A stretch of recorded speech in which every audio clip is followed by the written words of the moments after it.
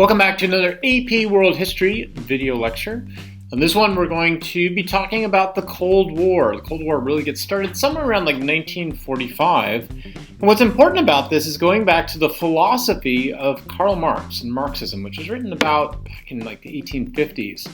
So, when Karl Marx looked out at the world back at that time period, he said that we were headed towards a communist revolution. But here's the interesting thing about that. He was writing from Germany, and he believed that the communist revolution was going to take place in industrialized countries. So countries like Britain, Germany, maybe France. Marx basically saw that there was this contest that he saw going on between two classes. The first class was the bourgeoisie and the other was the proletariat. Okay, who are these guys? The bourgeoisie were the guys who sort of like owned factories, and the proletariat were workers. Well, in the end, communist revolutions did happen, but they didn't happen where Marx thought they were going to happen. They took place in traditional agricultural countries. So why did this happen?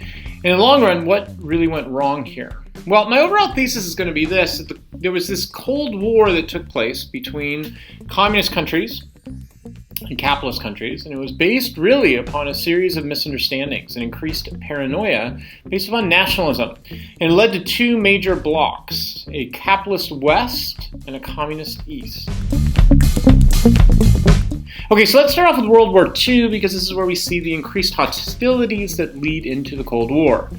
In 1919, before World War II, there was a Bolshevik revolution in Russia that led to the communist government. Right after that, the Americans and the allies of that time period, so America, France, Britain, and Japan, invaded. Now, when I say they invaded, they didn't really send in all that many troops, but they sent in some troops to support the White Army in what was known as the Red and White Civil War. Why is this the case?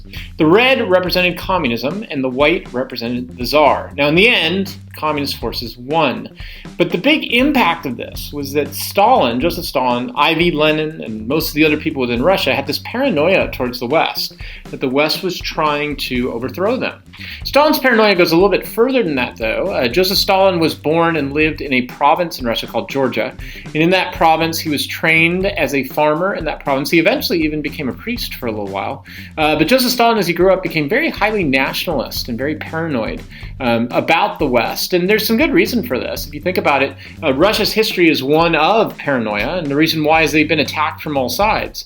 They were attacked by Napoleon in France back in the 1700s. They were then attacked by Japan during the early 20th century. And then they were attacked again, as we're going to see, in Germany, or by Germany during World War II. And that gets into what Stalin did in World War II. At the beginning of World War II, Stalin made an agreement with Adolf Hitler called the Non-Aggression Pact, in which he promised Hitler that Hitler could basically train his forces within the Russian area, as long as Hitler would never invade into Russia. Well, surprise, surprise, Hitler ended up breaking his promise, and he would eventually invade into Russia. And when he did, he invaded so quickly and killed so many Russians.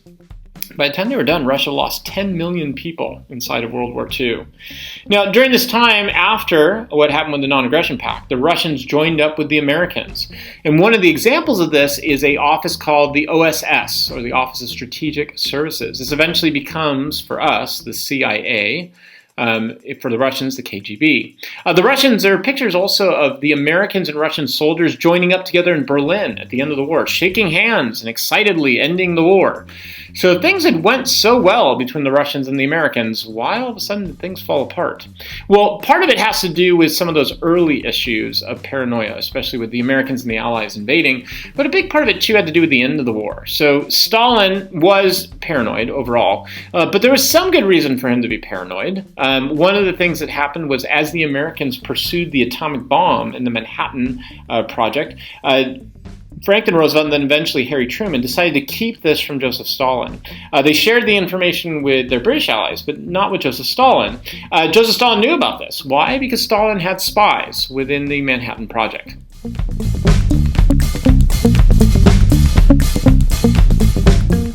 Okay, so when the war was all done, we get to the beginning of the Cold War. And the beginning of the Cold War, in some ways, starts in 1944. Why? Because the Americans formed an economic way of trying to organize the world, and they did that in Vermont at a place called Bretton Woods. The Bretton Woods Conference attempted to form new policies that would create a Western bloc of economic countries and free trade. So at the end of World War II, the Russians invaded from the east, the Americans from the west. And so in order to deal with this, they split up Germany into east and west. The eastern side went to the Russians, the western side went to the Americans, the British and the French. But in essence, really the Americans at that time were kind of watching over Western Germany.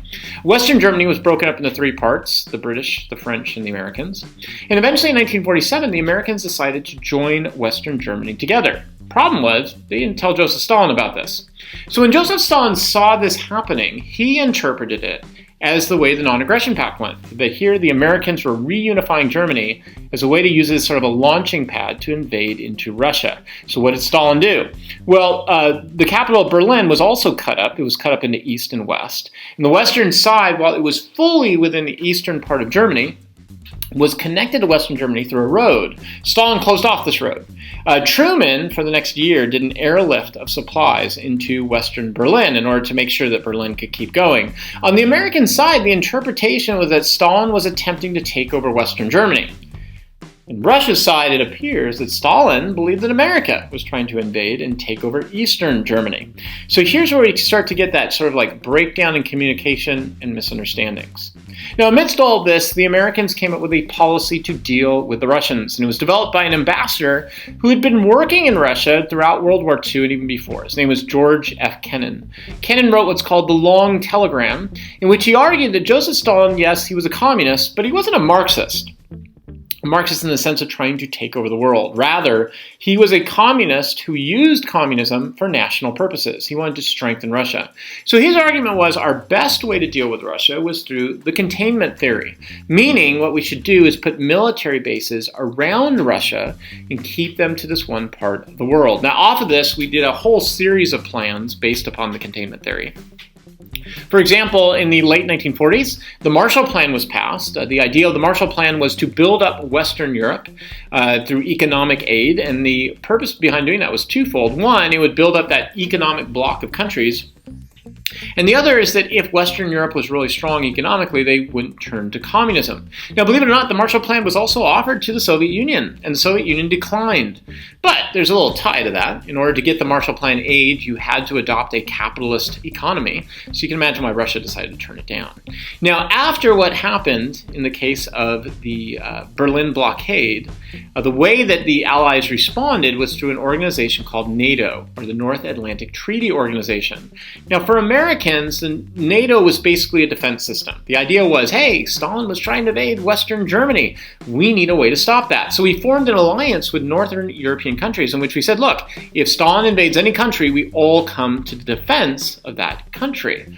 Well, how did Stalin respond to this? Again, little to no communication, remember?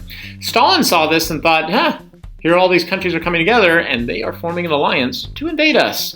So he formed the Warsaw Pact, which was basically all of the countries that he had taken control of in Eastern Europe and Russia into their own sort of NATO defense system. How did the Americans see that? Oh my gosh, here comes Stalin, right? He's about to take over. So amidst all that, President Harry Truman then passed another doctrine. This was called the Truman Doctrine. The Truman Doctrine sent aid to Greece and Turkey. Okay, why Greece and Turkey? Because at the time there were some communist groups who were gaining more and more strength within Greece and Turkey, and Truman believed that not only were these communist groups trying to take over, they were taking direction from Joseph Stalin. Turns out that's not accurate. So it is true that there were communist groups within Greece and Turkey that wanted to take control, but they were basically internal civil wars. They had nothing to do with Joseph Stalin whatsoever. So again, Truman's sending out money to stop these communist groups. What do you think Stalin's thinking in all this? You got it. Basically, America is trying to get itself involved in other parts of the world to defeat Russia. So more misunderstandings, more escalations. But then, in 1949, we hit the major year of escalation. This is when everything just seems to fall apart. Kind of glad that I wasn't alive in 1949. In 1949, we had our first testing of a Russian atomic bomb. Now, in America, the American scientists at the time said there's no way Russia is going to develop an atomic bomb until maybe late 1950s. They just don't have the technology or resources to do it. And then all of a sudden, boom, they get an atomic bomb in 1949. Now, how is that possible? Well, we found out why. There actually were atomic spies within the Manhattan Project, and we know that today, and so that basically gave the ability for them to be able to figure out how to build an atomic bomb. Then in 1949, China falls to communism. China is the largest population center in the world. So now all of a sudden, 1/3 of the globe is under communism. You can kind of imagine the fear that that created. Then to round it all off, right above or right around China, North Korea invades into South Korea. Okay, if you were back then at that time period, your interpretation of all of this is what Americans started believing they called the domino theory. That basically if you allow communism to take over in one part of the world, just like dominoes, it's only a matter of time until they take over the rest of the parts of the world. So you can see here the escalation of misunderstandings, the escalation of fears that's taking place. Okay, so now we get into the 1950s, which is sort of the second phase of this Cold War. So remember, Korea had invaded in 1949. So why did they do this? Well, if we go back to World War II at the very end, when America invaded Japan and Russia was invading to get over to Japan from the east, what ended up happening was Korea was split up into North and South. The northern part was they decided to make communist. The South was made into a capitalist democratic state under U.S. guidance. Well, in the midst of all of this, Koreans have always wanted to reunite the peninsula. Obviously, the South wants it under capitalism and democracy. The North has wanted it under communism. Well, Northern Koreans went to Stalin and asked him if it was okay if they would invade in 1949. And Stalin said, give it a shot. Let's see what happens. Now, what Stalin was really going for here was a testing of Harry Truman. He wanted to see if Harry Truman was really going to take risk of a full-on out global war over a small peninsula in Southeast Asia. Well, what Stalin didn't realize is that Harry Truman saw Korea as incredibly important because it was right next to China. So he tasked General MacArthur, George MacArthur, to go ahead and set up a strategy to deal with this. And MacArthur set up what was called the amphibious strategy. So what MacArthur did was he invaded from one part of the island, but he had a whole bunch of troops go over to the other side of the peninsula and invade by ocean in order to get into that area. By doing this, they sandwiched the North Korean troops and pushed them all the way back up into northern Korea.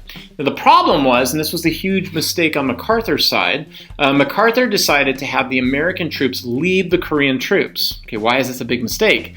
Because it gave the Chinese a signal that the Americans were thinking about invading into China. And in fact, General MacArthur was. He was making an argument that here was our opportunity to go into China and turn it from a communist state into a capitalist state. He even threatened to use nuclear weapons. Well, Truman basically told him there's no way they were going to take that risk of a global war with China, at which point MacArthur went public and started making that argument. So Truman fired him. Now, the Chinese, watching all of this, didn't really understand the way the American system worked. From our viewpoint, Truman's in charge, right? He's the president. So because of that, he can fire somebody like MacArthur. In the Chinese system, the generals had a lot more power. And so when they saw MacArthur making this argument, they got really worried that actually the Americans were going to invade. So the Chinese did invade. And even though they lost far more men than the Americans did, they had so many soldiers, they were able to push them all the way back down to below the 38th parallel. Well, at this time back at home in America, there was a huge Red Scare that arose during the Korean War. A senator known as Joe McCarthy started accusing everybody of being a communist. That took the next president, President Eisenhower, to come in, who was of the same party, a Republican, who basically said that McCarthy was crazy and that he did not represent what the Republicans believed. So he called for more calm in public. But he was also calling for a more aggressive foreign policy that went against containment. The idea was known as rollback theory, or what he called the New Look. The idea of rollback theory was that we could weaken the Soviet Union over time by taking out their allies, and then eventually invade. And yes, if we need to, we could even use nuclear bombs. In fact, they created an entire squadron of planes called SAC, or Strategic Air Command, with the purpose that we would be able to use that strategically to take atomic bombs and attack Russian tank divisions if necessary. Well, this whole thing fell apart in a rebellion that took place called the Hungarian Rebellion. Hungary basically rebelled against their communist leaders at the time, who were backed up by the Soviet Union. The Soviet Union sent in tanks to crush the Hungarian Rebellion, and the Hungarians called for help from the U.S., to which the U.S. responded, "No, I don't think we're going to do that," because that risked a possible World War III over Hungary, and we weren't ready to do something like that. In fact, in the 1950s, we really didn't do the whole rollback theory. Instead, we used the CIA far more often.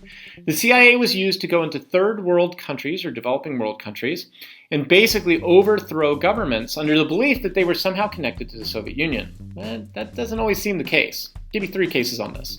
In Guatemala, Guatemala elected a socialist leader named Allende. Why? Well, there was an American company called the United Fruit Company that had been buying up all the good land in Guatemala. And so the Guatemalans elected this socialist leader, Allende, to basically nationalize the land, meaning take back the land and kind of kick out the United Fruit Company for the Guatemalans. Well, all of a sudden, it turned out that Allende was this horrible socialist leader, and he was basically captured by people from his own country, and they even found, I know, wait for it, they found pornography in his office. Okay, what actually did happen? The CIA trained a whole bunch of people from Guatemala who are more on the conservative side. They went into the country, across the borders of nearby countries, and they went in and removed Allende from power and planted pictures of pornography in his office in order to make him look really bad. Okay, let's take another example. Iran. In Iran, we have a little bit of a different situation because it has to deal with oil. One of the companies from Britain, the British Petroleum Company, at the time had gone in kind of similar to Guatemala and was basically extracting oil and sending it out of the country and not really keeping investments in the country. So, the Iranians elected a man named Mohammad Mossadegh, who was a socialist, who said he was going to nationalize the oil in Iran. So what ended up happening? Well, we sent over the CIA. So all of a sudden, communists were going through the streets and they were burning down buildings in the capital city of Tehran. So Mohammad Mossadegh was removed from office. The military claimed he had inspired this communist rebellion.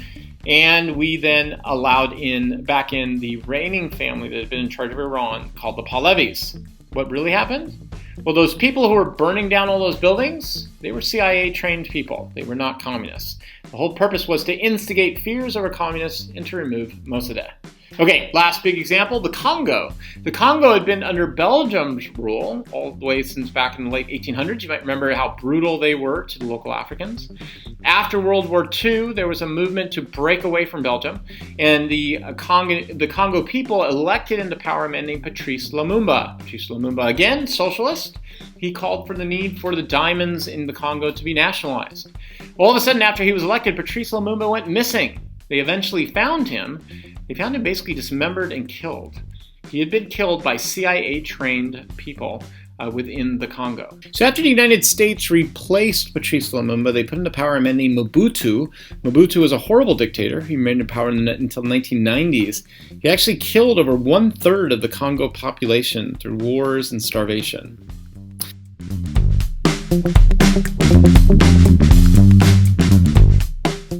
Okay, another big element of this early Cold War was the development of nuclear weapons. First atomic bombs that were dropped were called fission bombs. That's where you basically split apart atoms. In the 1950s, we started using something called fusion bombs. That actually would mix together atoms. What was the big difference? A fission bomb can destroy a city. A fusion bomb, an entire region. Eventually, in the 1950s, both the Americans and the Soviet Union also developed ICBMs, or intercontinental ballistic missiles. This allowed us to basically transport nuclear materials, not by airplane, but by missiles. Basically took the amount of time it took down from hours just to about a half an hour. And in the late 1950s, the Soviet Union put up 2 space satellites called Sputnik 1 and Sputnik 2. This created a massive fear that the nuclear arms race was about to go into space. Okay, what are our takeaways? Number 1, the early Cold War was largely about nationalism and boundaries, but the United States tended to see it as more about global communist revolutions. Number 2, American and Soviet policies were often framed in this sort of messianic salvation. The United States or Russia saw itself as saving the world, when it was really about economic blocks. Number 3, by the 1950s, the evolution of nuclear weapons and space exploration really ramped up the tension about arms buildup. Okay, see you in class.